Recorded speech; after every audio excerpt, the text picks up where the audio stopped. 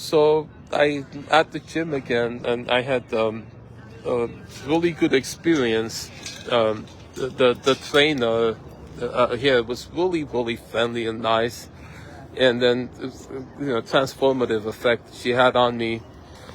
Yeah, and then we come time to sign up for the session. I said, look, I'm in. I want to get this. This really feels good. And then so the sign up, do you want one session a week or two or three? It's okay, one a week, and the other 2 times I'll do by myself. And then when it comes to the price is willing to pay it, but then there's the enrollment fee.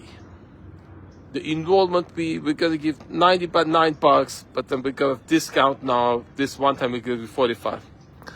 The thing with the enrollment fee is, if you pay for a month, if you stop at any point, you can't pause membership. So that's the purpose of the enrollment fee. And the first time is $45. I think if the rest of it would be $45 or $99 again. So it's almost $100. The first time is $45. So if you stop 1 month, then you want to continue again, then you have to pay enrollment fee. So the purpose of it is you don't stop. You understand? You have to keep going. And I've seen that method used, even like voice coach, that you have to keep going. If you stop, why do they do that? Greed. They say, no, you have to keep practicing or else.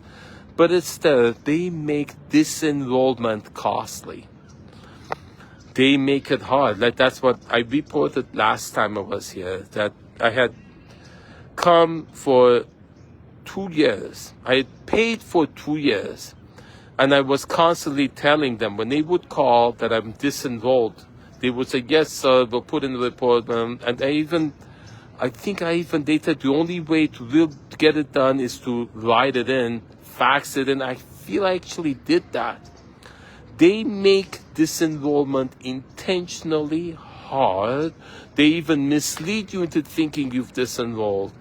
And they keep charging your card. And the only way you can enroll is through credit card or debit card, so they can't stop. And the people here told me, dude, the only way to disenroll is to get new cards. Change your card so they can't charge it anymore. They make disenrollment intentionally hard, so they keep charging your card.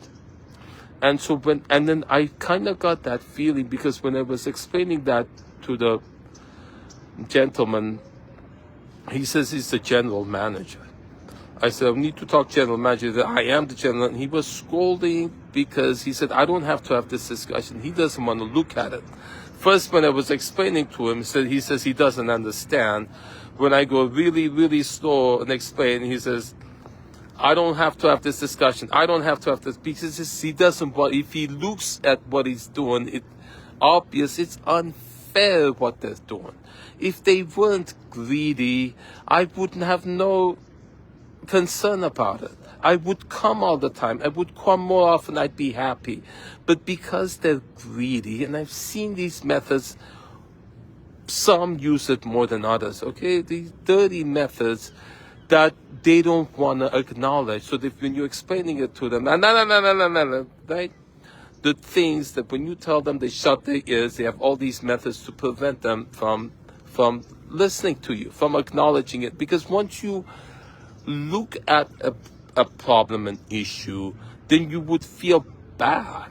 So you want to avoid looking at it. You want to avoid acknowledging it. Because if you do, then you would have to acknowledge you're a scumbag, you're greedy, you're pushing me, you're robbing me.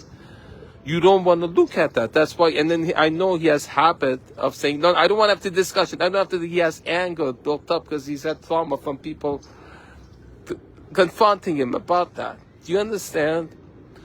The built-in mechanisms people have systematically to avoid looking at something that they're doing that's wrong. And then explanation, well, it's my job, I have to do it. It's our policy, and then they make it like that validates them doing it. All the stuff that people, like it's mandated, we have to screw you over. It's our job. I see it so much, some places worse than others, but now I recognize it. People who screw you over have certain behaviors in them, and I see it here a lot, I'm sorry to say. It was a good exercise session. If it was just the way it is, and you charge me fairly for what it is, and have no greedy mechanisms in there. If that was the way, the whole world, we could all live together. Everybody would be fed. Everybody would be happy and housed and loved. If only we didn't have mechanisms in there for some people to profit. People who profit from war, from sales of arms, people who profit from pharmaceuticals, profit from making people sick, selling them medicines that make them sicker. That's what it is, okay? That's what it is. And then people think for themselves, so they don't all just go along with the herd and be okay with it and speak up. So this isn't right. If everybody does it, look, this isn't right, stop doing it. It would change. And that's what I'm just voicing my concern. And then people, let's team up together. The people here, hey, if you like what I'm talking about, let's team up, strengthen numbers.